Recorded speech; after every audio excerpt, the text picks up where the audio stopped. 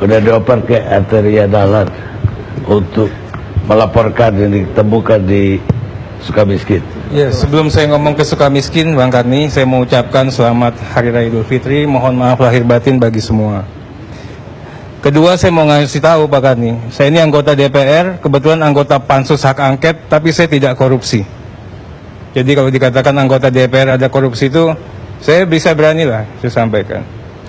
Kemudian Pansus Hak Angket ini tidak ada kaitannya dengan perkara yang sedang dihadapi KPK.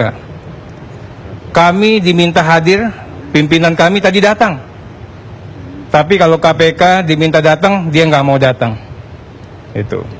Kemudian kami cinta KPK Pak Karni, tapi kami juga sangat cinta KPK ini janganlah untuk kita bubarkan.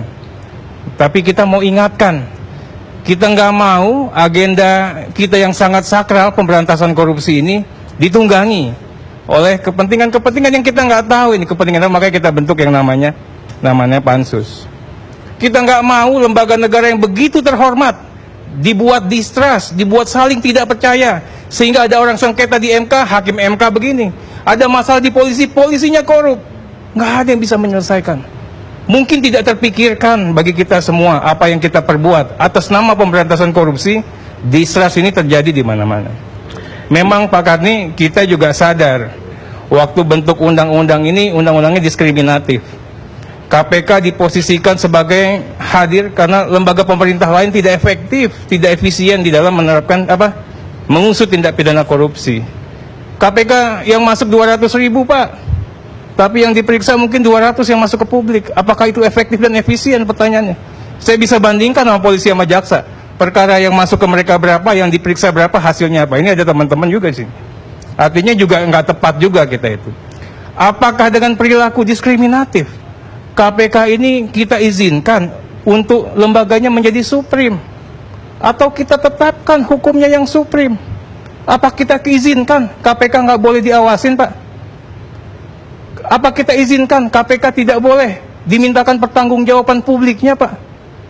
Oleh DPR sekalipun. Ini pertanyaan semua yang hadir. Kemarin kita juga ke BPK Pak. Luar biasa Pak Karni. Boleh audit saya, tapi objek auditnya ini loh. Udah dikasih, oke lah kalau objek auditnya ini. Boleh diperiksa, tapi bagian yang ininya jangan. Ini pimpinan BPK yang mengatakan. Sudahlah objeknya disepakatin, temuan BPK-nya masih terpenuhi, terbukti. Apa itu? Pelanggaran bisnis etik. Ya. Kemudian pelanggaran yang terindikasi penyimpangan yang bisa saja korupsi. Saya ingin kasih tahu Pak Karni. Ada masalah perjalanan dinas dan sebagainya. 50% patriot demokrasi kita, anggota KPU itu, masuk penjara semua. Karena ulah yang sama ini, temuan BPK. Yang dilakukan oleh teman-teman KPK. Tapi KPK untouchable. Ini fakta. Kok nggak ditindaklanjuti BPK? Aku ini nggak mau lah, malas ribut-ribut sama KPK. Jawabannya begitu. Ini juga fakta yang harus juga saya miris Pak. Sayang saya nggak anggota Komisi 3 Pak. Kok ada pimpinan KPK yang tidak mengerti, sarjana hukum juga tadi katanya, tidak tahu bagaimana proses dan adab bernegara. Yang sudah di BN-kan mau nggak mau tahu. Cilakanya Pak Karni, ya pada saat kita menulis surat, jawabannya luar biasa hebat Pak. Anda ini bisa menghalang-halangi penyidikan kami, dan termasuk juga pasal 21 Anda bisa kita tangkap. Jawaban surat resmi KPK Pak kepada Pansus Hak Angket. Tadi juga ditanyakan, oh ini suratnya pimpinan DPR, bukan suratnya Pansus. Ini logikanya kebalik nih kayaknya. Nanti Pak Fahri tolong dibantu untuk menyelesaikan lagi. Nah, logikanya kebalik kenapa Pak? Pansus ini sudah diparipurnakan, sudah punya BN. Kalau dianggap tidak sah, tunggu dong pembatalannya. Selama belum dibatalkan Anda ikut aturan main. Ini logika hukumnya kan begitu. Jangan menentukan sendiri. Selama belum dibatalkan, Anda ikut aturan main Pansus. Gitu. Ini penyelidikan, Pak. Penyelidikan yang sangat konstitusional. Norma konstitusi diatur, di undang-undang pun juga diatur. Saya mau sampaikan Indonesia ini negara hukum. Konsekuensinya adalah setiap tindakan pemerintahan harus berdasarkan hukum.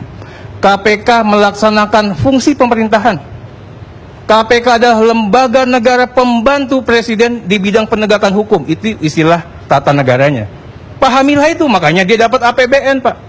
Makanya dipanggil oleh Komisi 3. Pengawasan oleh Komisi 3, ya tetap, silahkan saja. Tapi hak pansus, hak kami juga, Pak. Yang konstitusional yang mereka harus hormati. Ini yang ingin kita sampaikan kepada teman-teman yang ada di KPK. Saya juga sebelum saya ngomong yang panjang lebar di Sukamiskin, saya ingin sampaikan kenapa kita ke Sukamiskin. Pak Karni, kita sudah buat posko. Posko itu bagi yang kebebasan hukumnya tidak terganggu. Orang bebas bisa datang ke pos, mengatakan kehilangan akal atau kewarasan, DPR datang ke sana. Ya, kita lembaga negara lakukanlah sebagai layaknya pimpinan lembaga negara yang terhormat, berperilaku terhormat, Pak. Nah, kemudian saya ingin sampaikan lagi, kenapa kita ke sana, Pak? Kenapa kita ke sana? Kemudian dikatakan, kok narapidana? Bang, narapidana kau dengarkan. Saya ingin sampaikan, Pak, kami datang hanya menggali informasi. KPK datang tidak menggali informasi, mendasarkan vonisnya pada keterangan narapidana. Diperbolehkan, Pak. Jangan dibalik-balik faktanya. Kita akan juga bisa berbalik. Pemeriksaan ini sederhana. Aspek kelembagaannya bagaimana? Ya. Kemudian aspek aparatur personilnya bagaimana? Tata kelola keuangannya bagaimana? Irregularities-nya, penyimpangan-penyimpangan yang mereka lakukan ini sejauh mana? Tinggal dijawab aja. Kalau benar ya nggak apa-apa, malah bagus itu. Tapi kalau nggak benar, kita nggak bilang KPK bubar. Tapi apa? Tolonglah diperbaiki supaya kembali kepada jalan yang benar. Nah, saya ingin sampaikan juga, Pak Karni, saya kaget. Kemarin kita ke BPK, saya, Bang, setiap yang namanya OTT, saya katakan KPK itu benar. Tangkap itu penjara. Kalau perlu nggak usah lah, berberat hukuman. Tapi apa, Pak Karni? Itu bukan OTT, Pak. Itu namanya sandiwara teatrikal, Pak. Dramaturgi, Pak. Tampilan apa, isinya apa. Ya, si seorang yang datang bawa uang, ya bisa dengan santainya tanpa muka tertekan datang berinteraksi dengan KPK. Nanti kita kasih gambarnya lah di lift. Ya, sebetapa kejinya. Ya. Apa itu yang ini? Ini untung tangan Tuhan bekerja, Pak. Tangan Tuhan bekerja. OTT-nya ternyata bukan OTT, rencana pembajakan, ya, permufakatan jahat untuk menarget seseorang. Ini jelas, kita juga sudah punya bukti otentik. Berikutnya yang kita coba gali lagi, Pak, KPK dalam bekerja demoralisasinya main. Kalau orang korupsi ya korupsi, jangan dibilang orang korupsi lagi main perempuan, istrinya lagi dua sama istri yang kedua, sama calon istri dan sebagainya. Apa ini maksudnya? Orang punya anak, punya keluarga, punya kehormatan juga, Pak. Nanti kalau saya ngomong begitu dibilang saya membela koruptor. Nah, berikutnya, Pak, masalah intimidasi. Nggak bicara benar salah, hukuman Anda mau saya naikkan nggak? Atau mau saya kurangin? Anda bisa saya kasih 3 tahun, tapi Anda bongkar Kapolri yang salah. Ini fakta. Saya kasih 3 tahun, ternyata dia nggak mau bongkar, 18 tahun. Ngeri, Pak. Ngeri, Pak. Oh, ada buktinya, ini buktinya ada, saksinya ada semua, Pak. Apakah layak, Pak, Hadi Purnomo, kita akhirnya ngomong orang ini, pada saat dia mau purna hari terakhir, ya, tiba-tiba langsung hadiahnya nggak hanya hadiah ulang tahun, Pak, tersangka KPK langsung dipenjara. Kenapa sih dicari pas hari ulang tahunnya? Logikanya begitu. Ada orang yang sudah jadi menteri, Pak, mau jadi anggota DPR lagi, ya, pada saat dia mau jadi anggota DPR sengaja diambil. Mau nyalon bupati, Pak, pimpinan KPK, Pak, ketemu sama salah seorang calon bupati, ya, tiba-tiba setelah itu calon bupatinya jadi tersangka. Kemudian apa? Dipertontonkan itu sebelum hari H perolehan suara, apa, pemungutan suara, ya. Kemudian diborgol tangan sama kaki, Pak, layaknya teroris. Naik pesawat bisa langsung, pesawatnya dicarter. Saya nanti Komisi 3 cek itu, dapat duit dari mana bisa pakai pesawat charter. Lompat Palu, lompat Makassar, lompat Surabaya, yang notabene itu adalah konstituennya dia semua. Apakah ini suatu kebetulan? Apakah ini suatu kesengajaan? Ini yang kita juga ingin sampaikan, Pak. Berikutnya mengenai orang ditahan. KUHP ini udah jelas. Orang ditahan alasan penahanan. Orang ditangkap alasan penangkapan. Tiba-tiba 2 bulan 20 hari dibiarkan saja, Pak. Pada saat dipanggil itu pun sebagai saksi. Ya logikanya ngapain sih nahan orang? Ya, udahlah ongkos negara, beban negara nambah. Ini kita juga nggak tahu spiritnya penyiksaan atau penjaraan atau penghukuman. Kemudian juga saksi, Pak. Kayaknya Oh panjang, Pak, masih panjang sekali. Makanya kita rehat dulu sejenak. Saya minta Arteria melanjutkan tapi diperpendek. Iya, saya coba lanjutkan lagi, Pak Karni. Kemudian ini prinsip KUHAP juga. Ini kaitannya sama pencekalan juga. Orang yang tidak terindikasi langsung dicekal, anak istrinya dicekal tanpa ada penjelasan yang jelas. Kemudian Pak, mengenai mereka yang baru ditahan, ya, baru ditahan tidak boleh dijenguk Pak, 7 hari nggak boleh dijenguk. Ini prinsip hukum apa? Mau mengkondisikan sesuatu, ya? Apa ini memang teroris atau apa? Kita pakai dong prinsip hukum universal. Di ruang tahanan Pak Karni, ruang tahanannya, apalagi ruang tahanan KPK yang lama, kalau Bapak masuk, mudah-mudahan Bapak nggak masuk lah, ya. Begitu mobil nyala, masuk knalpot Pak. Saya ingin sampaikan, orang ditahan juga punya standar penahanan. Ada standar rutan itu seperti apa. Kalian minta tertib hukum, ya cobalah tertib hukumnya gitu kan. Kemudian orang sakit, ini curigain Pak. Ini nggak sakit ini. Tinggal matinya aja yang enggak. Kebetulan ada yang mati kan. Saya ingin sampaikan Pak, yang enggak sakit ditawarin Pak. Kamu keluar ya ketemu sama keluarga kamu ya. Asal kamu bisa ngebongkar yang ini. Dikasih TV Pak.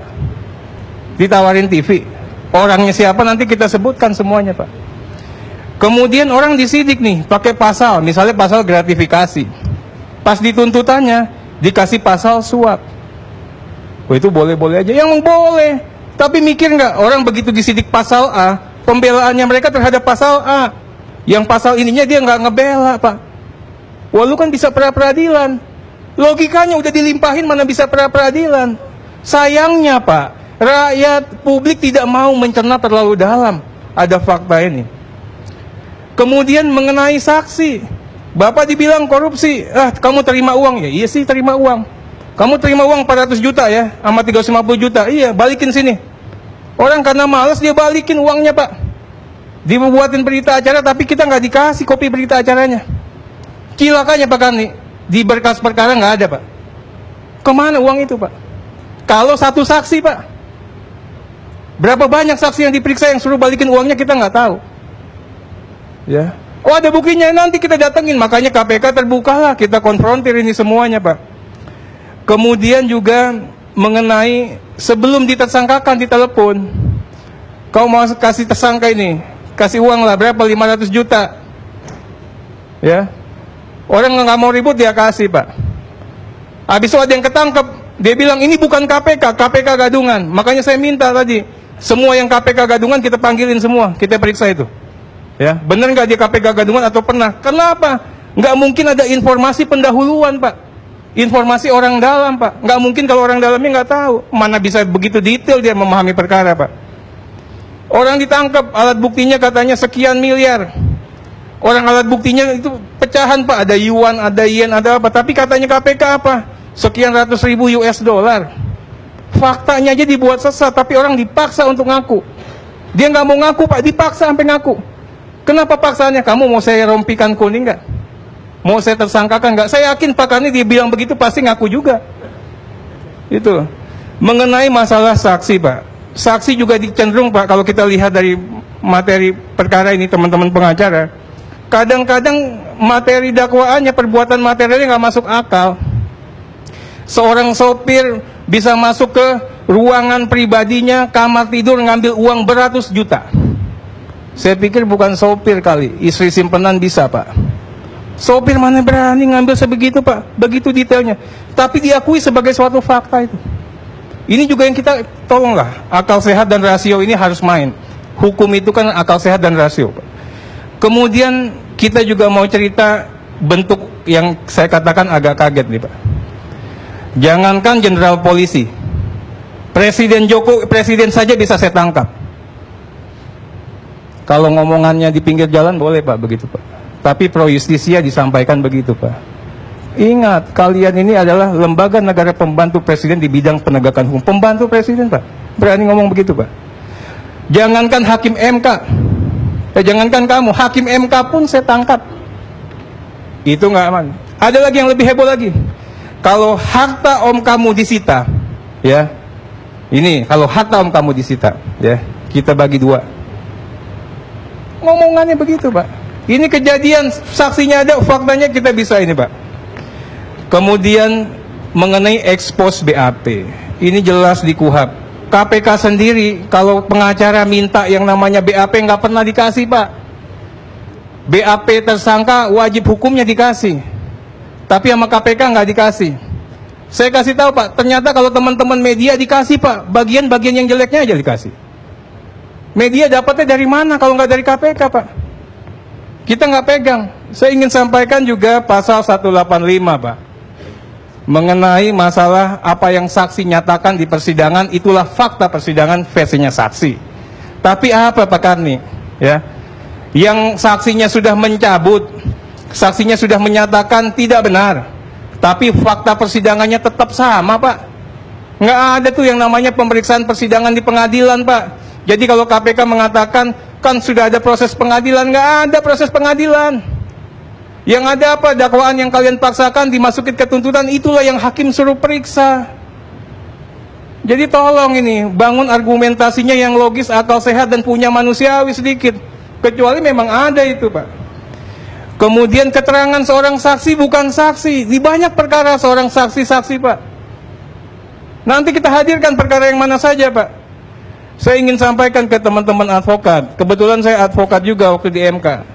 Nggak lebihnya lah, teman-teman ini posisinya dari orang-orang terhina, Pak. Mau datang suruh antri dulu, saya nggak tahu si resepsionisnya masih baik nggak. Dulu sih galaknya minta ampun. Sana, ambil kartu, tukar. Coba diperiksa. Periksa semua. Ini apa ini? Ini pulpen, Pak. Dianggap alat perekam, Pak.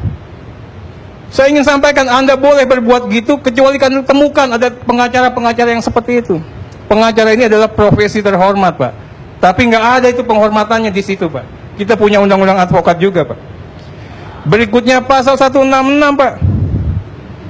Pertanyaan menjebak, ya bisa diprotes. Di KPK jangankan diprotes, Pak. Diusir, Pak, pengacara, Pak. Siapa pengacara yang diusir, nunjuk tangan aja. Diusir, Pak. Padahal itu hak, Pak. Ini kejadian. Bagaimana juga penyelidikan yang pilih tebang, Pak. Bukan tebang pilih, Pak. Tebang pilih, mati dulu semua dipilih. Ini enggak pilih tebang.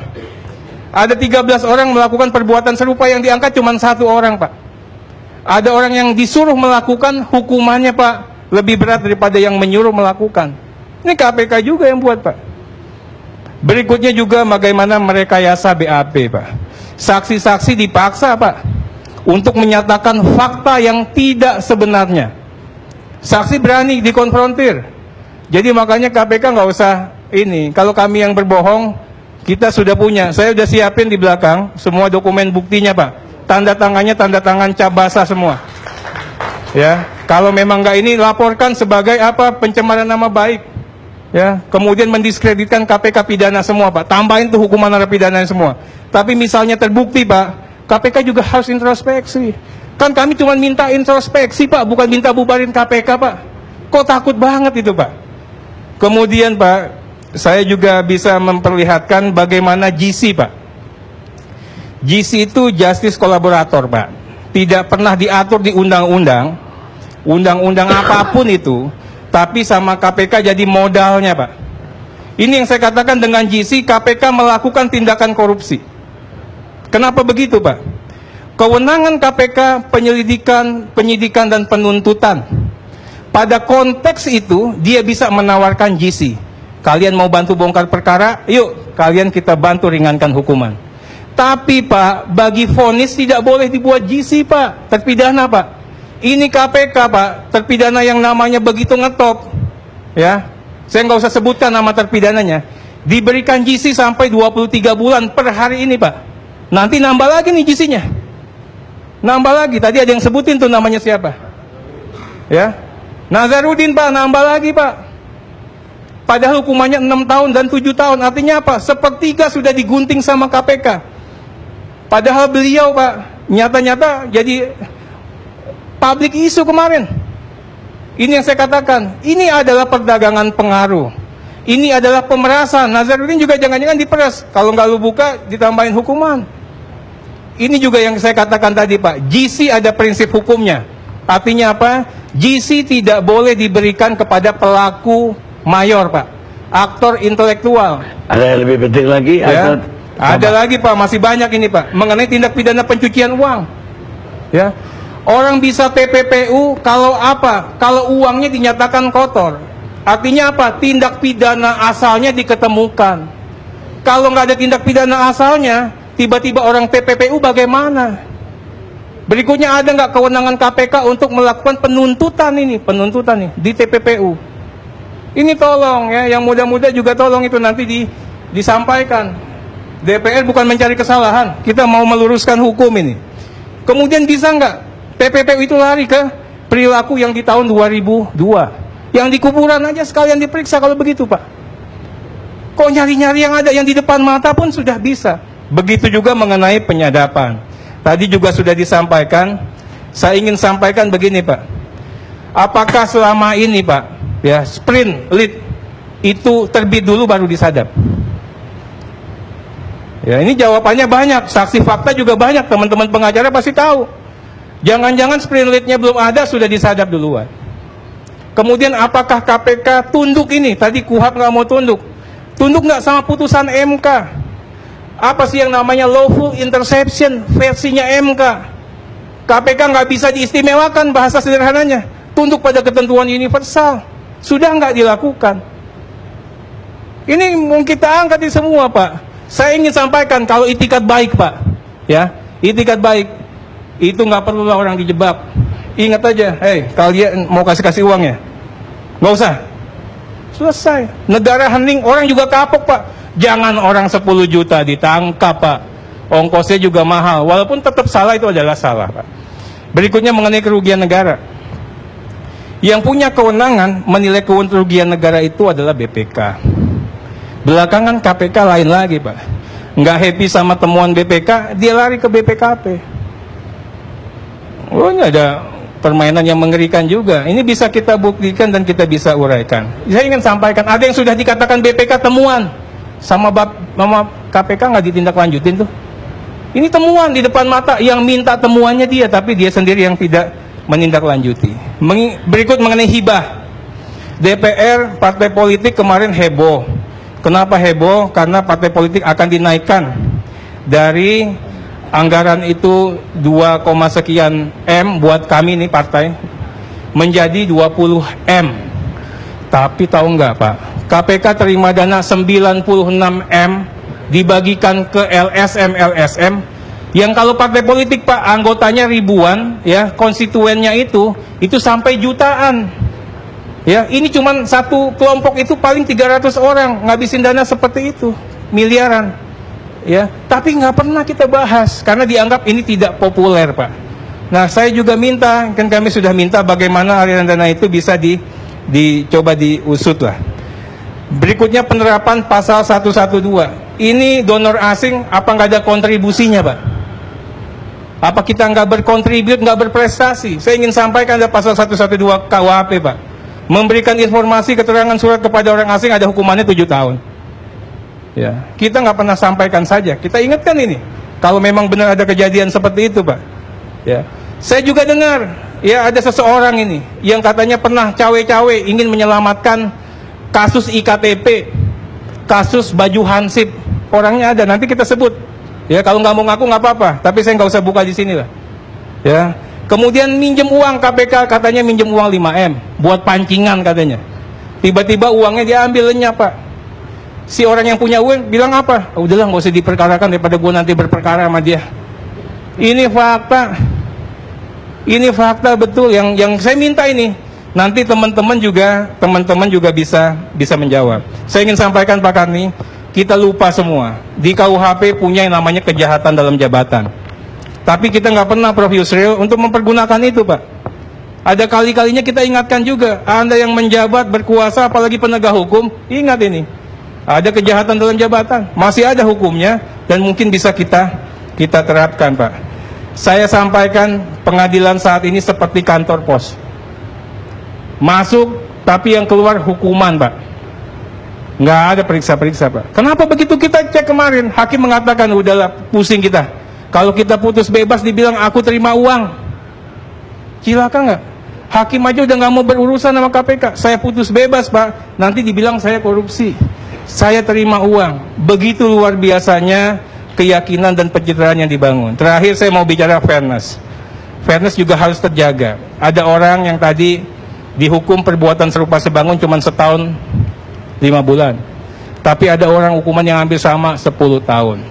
Ya, kita juga minta ya tolonglah bagi penegakan hukum ini, penegakan hukum juga harus beradab. Pertanyaan saya Pak Karni, apabila kita punya bukti-bukti, punya saksi-saksi, ya logikanya Pak Karni harusnya KPK ya nggak usah ribut-ribut, bersedia dong untuk dikonfrontir. Kalau saya nanya sama Pak Karni, ya saya nanya juga Pak, atas saya yang sampaikan di sini semua, kalau memang terbukti penyimpangan, ya bisa dong menjelaskan. KPK tadi bersedia. Tapi Pak Karni udah matikan tadi Pak, pimpinan KPK-nya udah dada-dada sama kita. Gitu Pak. Terima kasih. Wassalamualaikum warahmatullahi wabarakatuh. Kawan saya heran, sebanyak itu dosa yang ada kumpulkan menurut Anda kan dosa. Penyimpangan. Penyimpangan ya dosa kalau penyimpangan. Tapi Anda bilang tadi cuma mau negor doang. Ya. Apa cukup dengan menegur? Ya konteksnya kita sadar betul Pak, selama korupsi masih marak, selama koruptor masih banyak, tentunya kehadiran KPK memang dibutuhkan. Pada saat ini yang kita pikirkan adalah bagaimana melakukan penguatan sistem, penguatan kelembagaan kepada KPK. Siapapun orangnya, kalau sistemnya baik, ini pendapat profesor sebenarnya, ya masih bisa mereduksi.